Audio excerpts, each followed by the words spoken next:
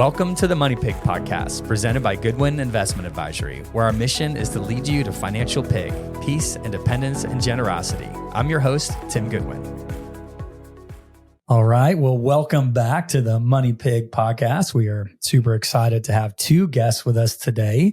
We have somebody you're familiar with and somebody you are maybe not as familiar with. So we've got the one and only Justin Pitcock, Elmer Fudd, with us today. Say hello, Justin. How's it going, everybody? Yeah.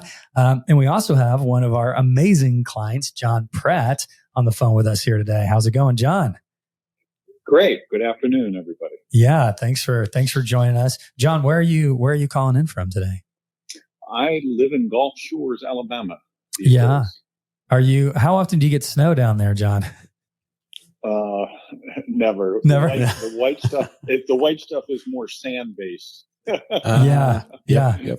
Big difference. Big difference, but still white and still awesome. Difference. Yeah, in a different way. Yeah. So, so before we jump into the conversation of kind of diving a little bit on how Goodwin Investment Advisory compares to Fisher Investments, I thought it might be interesting for the audience to maybe learn something new or interesting about you. So, Justin, I'll have you get started while John's thinking about something. What's something interesting you could share with the audience? Oh, man. I think just about all of my clients know I'm an avid outdoorsman. I love to hunt, fish, backpack. I've got two boys that are growing up. They love to get out there with me too. The youngest is just turned 2, and he already wants to go. And aside from hunting and fishing, he got a little chainsaw, like a little toy chainsaw. I mean, it's your 2-year-old. My 2-year-old. A chainsaw. It's battery powered. Only at the Pitcock house, everybody. He loves that thing. He puts it to bed at night and puts like a sheet over it. He makes sure that it's tucked in before and warm. He goes to bed. His chainsaw. His chainsaw. Yeah. It's if anybody wondered cute. if that was really Justin Pitcock's son, they would know. Yeah, of course, he's sleeping with his chainsaw. So yep. Oh my gosh, that's right. There's like some kind of plastic thing that's got. Oh man, it's legit. It looks just like a Husqvarna chainsaw. It's battery powered. It makes the noise. It's got a little chain that moves when he squeezes the trigger. He walks around the house trying to saw everything up. It's fantastic. Oh my gosh, that's pretty adorable. You could build a little TikTok channel off of that, and that thing would go viral. So it's great. That's awesome. Yeah. So John, did you grow up sleeping with your chainsaw tucked in the little blanket in your bed? No, I grew up on a 500-acre potato farm, and so we did have chainsaws and grease guns and all kinds of things that you would think wouldn't be toys, but they ended up being toys. Yeah. Imagine having a grease gun fight across the barnyard, against your brother and friends and things like that. That is that sounds fun. Are we lighting this grease on fire, or what is this, a blowtorch? You can shoot these things honestly 50 to 80 feet. And oh wow! So come home and your mother would be not too happy with. Yeah, I would imagine not. It sounds like a horrible cleanup. Did y'all make potato guns? No, we didn't at the time, to be honest with you. We threw tomatoes at each other, grease, and when somebody hits you with a tomato really hard and it stings, and you look at your chest and it's got this red stuff all going down, you're wondering, how real is that? Yeah. Did I get shot or did I get hit with a tomato? Oh, no, you just got hit with a tomato. That's a perfect projectile. John, did you guys have any contests and keep track during the harvest of this is the biggest potato we ever grew? The potatoes were specifically designed. They were called Chippewas. They were designed for potato chips. So you're right. Okay. The biggest watery potatoes you could find, the big white watery potatoes. The better. And it's because they would slice thin and turn into pretty good chips. I guess companies like Lay's and Wise and all that kind of stuff is what we sent them to. So wow, and that's awesome. Yeah. How old were you when you were living on that farm? It was my uncle and grandfather's farm, and so I was starting to drive tractor and truck at 7. At 11, I got stopped by a New Jersey state trooper for driving this big 10-wheel truck down the road, and the little flap that was, it was holding the string beam the flap was open. So all he was trying to do is stop me to tell me, hey, you need to shut that flap. You're spilling beans on the road. Oh, no. And my mission, if I chose to accept it, was to deliver those beans 1 mile to Seabrook Farms, which is also in southern New Jersey, where I grew up. And so I didn't make the mission complete. I was turned around and sent back to the farm, and I heard some words I hadn't heard at 11 years old, from the trooper to my uncle, about me driving the truck. So, oh my goodness. It was fun. It actually was a great lesson in life in terms of work ethic and all that. I just absolutely, always was working. I was working 2 or 3 jobs, on the farm, cutting the cemetery, and just doing stuff that, money was never an issue for me because I earned it. It was only $3 an hour or $5 maybe at best. But oh my gosh. I had plenty to buy my toys with, right. bikes and all that stuff. Well, you're probably working so much too. I feel like when you're working on the farm, you're kind of available 24/7. You're almost working. There's always really work to do. Yeah. And I think it builds and so later on in life, I got into IBM and became over time the head of their service division. And so this whole service model or concept of servicing people or whatever, you can imagine, in the computer industry is no different than others. Every time the phone rings, there's usually a challenge or a problem to go solve, right? And so I got used to doing that a lot of my life. And so, man, tell you, so farm grows up that character and can translate to most of life, to a lot of life. Yeah, absolutely. Yeah, it does. That's awesome. Well, thanks so much for sharing that story. And does that pull up in a background check for you now, John? 11 years old, I was pulled over as a juvenile. I hope not. It's just, oh my gosh. The worst thing you can tell a young man or a young boy is, you're not going to get your driver's license until you're 21 because you did something silly like that, And so I was pretty straight and narrow from then on. Oh, wow. That was quite a life shaping, day. Yeah. Oh my gosh. Yeah. Well, I've actually got a question, John, for you and Justin. What do you call a wealthy couple who still clips coupons?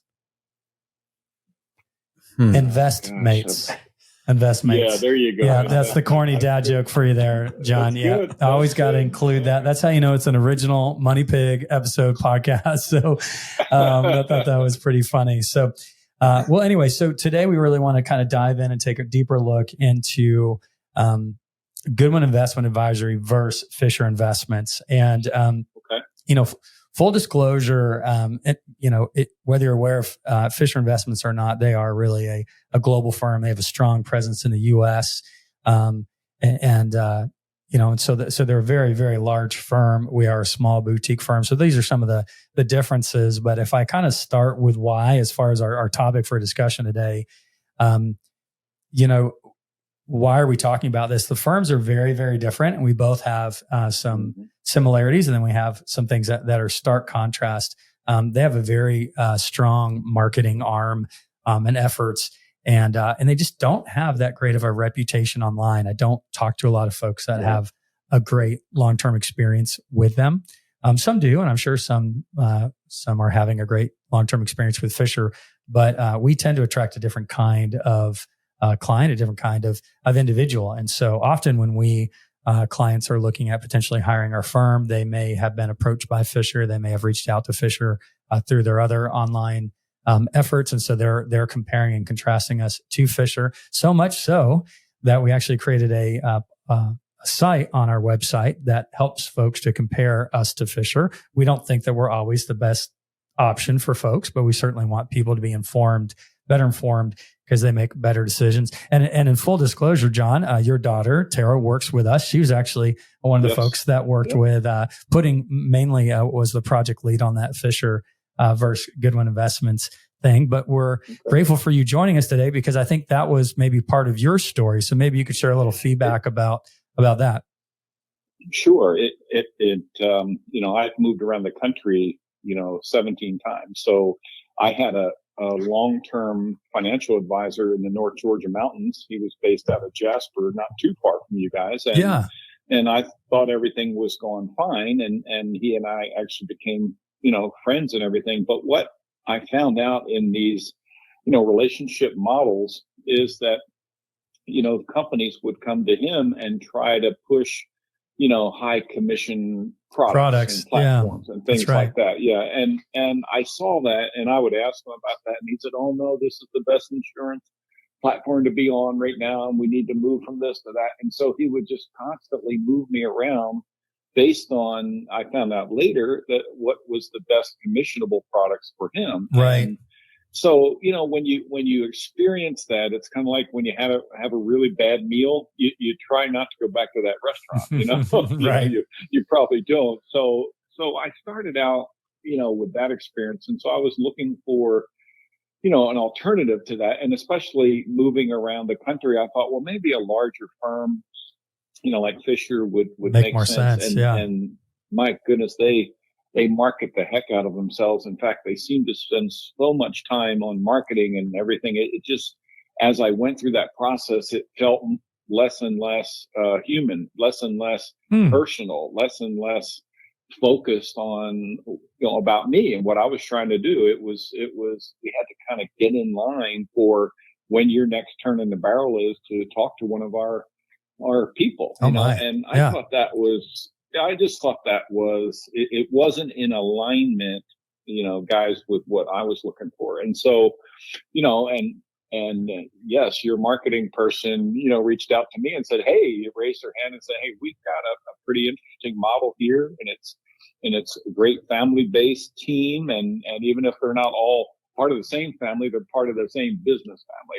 And I could see that. And, so I kind of look for that, back, you might find this interesting, guys, but when I, was running that division for IBM about service, we published an ad one time on TV, national TV. Now, this is probably back in the 80s and when computers were breaking a lot or whatever. And it said, IBM service, all I want from you is a good night's sleep. And before the My Pillow guy became popular, a guy walked out on stage and handed the customer a pillow, because really that's all you want from a service organization is you want them to do their job, service you well, give you options, look at alternative products. And they just, my experience with coming to Goodwin is that's what I feel like is like, hey, we've got some new initiatives going on here. Just want to run them by you. What do you think? And so that you're balancing out your portfolio at the same time you're being well served. And I guess, once whether it was the farm or whether it was IBM service or then later on in life, I managed, I was a managing director in a CEO, kind of advisory firm, which is a little bit like a financial firm, only you're trying to help CEOs grow profitably, make good decisions. And I just found it was a similar theme with Goodwin at the time. That's awesome. I'm gonna ask a few questions about the comments you made. So I'll point the first one to Justin. So Justin, John was talking about his previous advisor, but before Fisher actually, about the commissions and the products and what happens with that conflict of interest when an advisor is incentivized to maybe sell the most highest paying commission product. So how do we handle that here at Goodwin Investment Advisory? What makes us different than that firm? We're fiduciaries and we don't get paid by the funds that we invest in. And so there's no conflict of interest. We want to truly invest in the best investments that are available because they don't pay us a commission. They earn a higher rate of return, hopefully. And that's what we want for our client accounts. Yeah, that's great. And often I still run across firms, even like ours, but they are what's called dual registered, that they can sell products and they can manage money. And so for fee only, but they also have the products, the commission-based stuff. And so they're called hybrids in the industry. And I think it's unfair to clients to have to worry about both sides. Are you getting fee only and I'm getting fiduciary advice, or am I getting suitability advice on this product? And so we agreed from the very beginning that we wouldn't be hybrids. It wouldn't be dually registered. We are just only fiduciaries. We are fee only advisors who are monetarily motivated to act in your best interest. There's certainly a small conflict there. We talked about that on previous podcasts where the client's like, hey, should I roll over my 401k or not to a managed IRA? Well, we stand to benefit from that, but we try to, help with some objective advice there. John, let me ask a question back to you about something you said when you were talking to Fisher. You were like, it just wasn't what I was looking for, right? What were you looking for?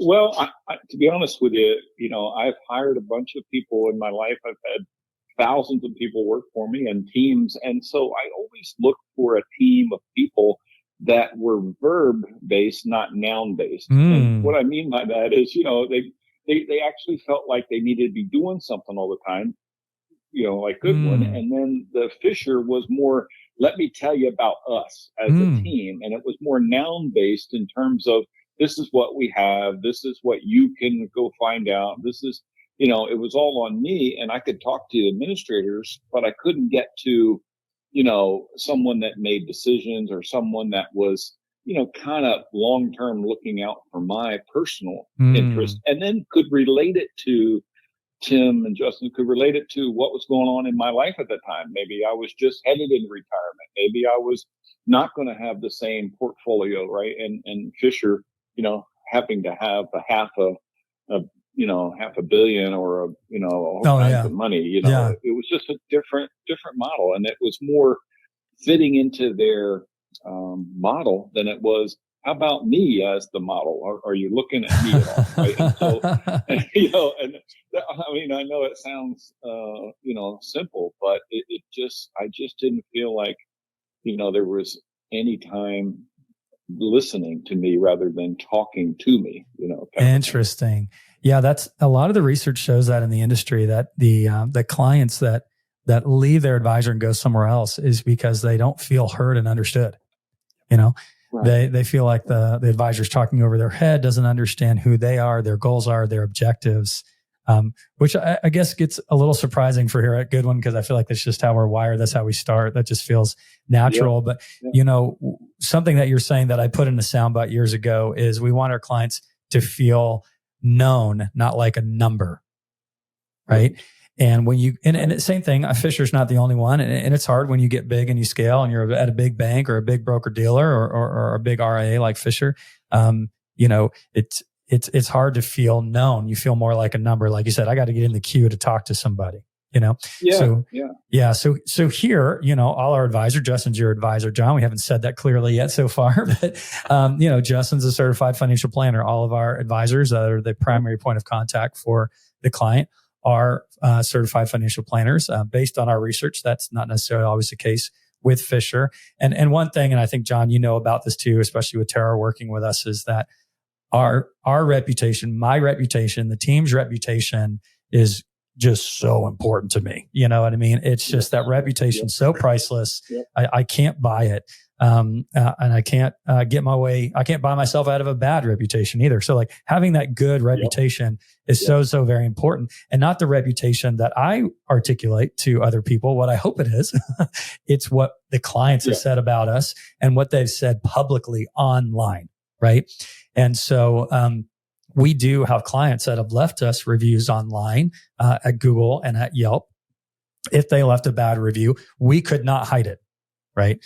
It's one of the reasons we can't accept reviews on LinkedIn, because you can publish them or hide them. So we can't do that. It has to be in a third party system that whatever they said goes. We can't change anything about what it says or how it's displayed. So we're, if you go to the website, goodwininvestment.com/Fisher versus Goodwin, and that'll be in the show notes of this episode, you're going to see this comparison of ratings and reviews of us versus Fisher. And it actually dates it, and we've got disclosures here and all this kind of stuff. But as of the date, which was actually September 11th, 2024, we had 178 all 5-star reviews on Google, and Fisher had only 6 reviews. Which is crazy because they're enormously bigger than us, but their average rating is 2.5 stars. If we go over to Yelp, we don't have as many reviews on Yelp. We've only got 8, but they're all 5 stars. Fisher does have a lot more reviews on Yelp. They have 132, but their star rating is 1.8. Yeah. And so go ahead, John. Go ahead. You can't fix that. I mean, you can, the only way you fix it is internally, never to lose it. So over time, you have to replace that. Lead of their leadership. That's right. Your leadership extends through Justin down through your whole team, and everybody acts like you do, right? And if that's the case, you're going to be long standing on the right side of that equation, right? Yeah. It's going to take them a long time to write this. They've got to look internally. I'm going to use Comcast as an example. Comcast used to, like, my friends used to joke about Comcast like they were the devil or something, providing the internet service and all that kind of stuff. They were just this horrible company. People didn't like dealing with them, but they kind of had a monopoly in our area. But they eventually figured out that they had such a crappy reputation, and they did a major overhaul. I remember one time I went to a Comcast, like, drop off an old receiver, and they were like opening the door for me. Like, there was this bucket of like, hey, take some candy while you're here. Thanks so much. What's the feedback? I get proactive texts now. So it seems that they have done like what you're talking about, John. They would take a change in leadership, a change in strategy, and a lot of internal changes. And then you have to convince your customers you've made a change, start getting that reputation to outweigh it. So, I'll breeze over a couple other things here about comparing us back and forth. Just talking about the sheer size. I mean, Fisher's got over 150,000 clients. We've got like about 700. So very, very, very different there. And if you read our reviews, you'll see it's kind of interesting. You could even, I think Gemini and other AI tools may even say, hey, this is generally what these reviews are saying. We're generally known for very low pressure sales as far as becoming a client, as far as adding accounts or whatever. We're very low pressure. We want our clients to make informed decisions. We want to help them guide it.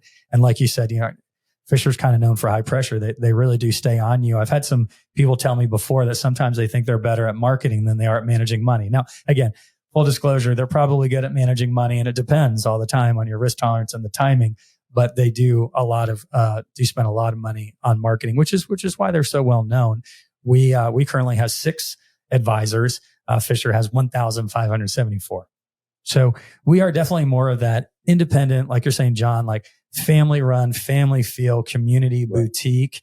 I say that, but we have clients in 15 states. You're a great example. We're headquartered in Georgia, but that doesn't stop us from having clients in other states either.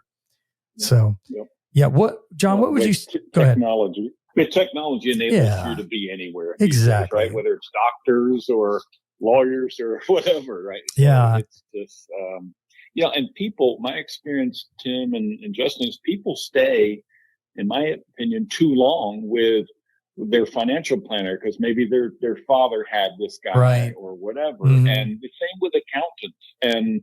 And yet there's people that are more contemporary in the marketplace. It's clear to me after doing the research that, you and Justin and the team was definitely keeping up with what the trends were, where we should be going. It's where the puck is going, not where it's been. Trying to be proactive. Exactly. Your connections were current, contemporary, and there is a big, relationship between what we do in accounting and taxes and how we invest, right? And all that. And that's absolutely. I enjoyed, looking at the Justin's taking me through that on, every 6 months we kind of relook at that. Are we on the right path to making sure we're optimizing those things, right? And you can actually make too much and shoot yourself in the other foot when it comes to taxes. Absolutely. Right? So I just feel like it's a full circle. And again, if I wanted to sit around and do EFTs myself and all that stuff, it would be a different model, but I never want to do that. You don't have to worry about it. Guess ourselves. You don't have to worry about it. That's right. Just grab that pill and go take a nap. All right. Well, let's all kind of get a little final say in this Fisher versus Investments thing. One thing that I will mention is that their fees, again, this is all as of September 11th, 2024, and we'll update this from over time. But at that time, Fisher's fee started at 1.5 and over time would decrease to 1%, but doesn't ever drop below 1%. Our fee starts at 1.42 right now. So it starts at a little bit lower than their 1.5. But once our clients have $1.6 million or more, they are below, keep moving below that 1%. So I think on the fee side, there is a substantial enough difference there where Fisher doesn't ever charge less than 1%. And we certainly do when the total assets for that family are below 1.6. Justin, anything you'd like to add to the Fisher versus GI combo? I think, results matter. Like yes. Fisher's great at talking. Right. And it's all about outcomes. It's about the outcomes, right? So we've got a very in-depth process that's, beyond just the 6 advisors here on the team on how we manage money. We partner with a team at Fidelity that keeps us up to date with their capital market assumptions. We work with them on the fund research so that the ETFs and the mutual funds that we use, those top-rated funds that are in our client portfolios, they get reviewed every quarter. So we're on top of the investments. They're not just, some investments that got put in somebody's portfolio. And then actually heard this from a guy that was that's considering hiring our firm right now. He's like, yeah, my current advisor, I feel like he just, the portfolio is static until I go see him. Then he's like, what do you think about switching this out or that? A whole year passes by, nothing changes until that meeting, right? Right. No, but, for our clients, it's ongoing. Like we want to make sure that, we're always on top of it. We're forward looking. And then, we've been talking about it this whole time, but you really get a family feel with us. You're not a number. You're going to be able to call me directly if I'm your advisor or, whoever your advisor is on the team. You're going to be able to call them directly. You don't have to call, their assistant or whatever, and then get scheduled out 2 or 3 weeks to have a 30-minute phone call with them. Right. That's not how it works here. And then, you said this, but I'm a certified financial planner. The other advisors on the team are certified financial planners as well. Right. And then that references back to what John was saying about how much he appreciates the help with taxes and tax strategy. Well, we're CFPs. We're well versed in taxes. Right. That's right. We've got the education, the expertise, the experience, and then a big thing that when most people change advisors and they're interviewing us as one of the options, they say, well, I'm tired of working with the old advisors because I never hear from them. So we are very intentional about communication with our clients. Reaching out. That's true. That's great. John, any last words there on your side? I think the other thing, you guys selected Fidelity as a great back office for you guys. That's right. I just happen to have Fidelity as part of my pension. Oh, that works out well. And so they manages that. So everything's on the same page. And I don't ever find myself trying to contact all those different departments without your team, right? And so in the past, I was with this gentleman up in North Georgia, and we get on these conference calls, and he'd pull me in and said, "You tell them what you need, and you tell them this, and And like, it was just, I felt like, so what do I have you for, right? And so anyway, so that's great. Early on, John. Not to interrupt. Sorry, I was just going to say in reference to that we do try to do that with white glove, 5-star. It's all about the customer experience and how we're making the customer feel. And from very, very beginning, I told my staff, I said, never ask a client for a piece of information you already have. Do not ask them to write their address in a form. Do not ask them to write their phone number in an email in a form. If we already have it, then you fill it out. And the goal is always to get signature ready documents or just to handle it for the client. There are some things we can't handle, but we're going to try to provide guidance. Call this number, say this thing, or I can be on the phone when you call. But if we can handle it like we can with Fidelity, we're independent from Fidelity. We choose them as our primary custodians. We could go somewhere else. But like John's saying, they have really good support, and a lot of folks are used to them because of their 401k or their pension. And so they log into what they usually were logging into before, and now they see their accounts there too, which is pretty cool.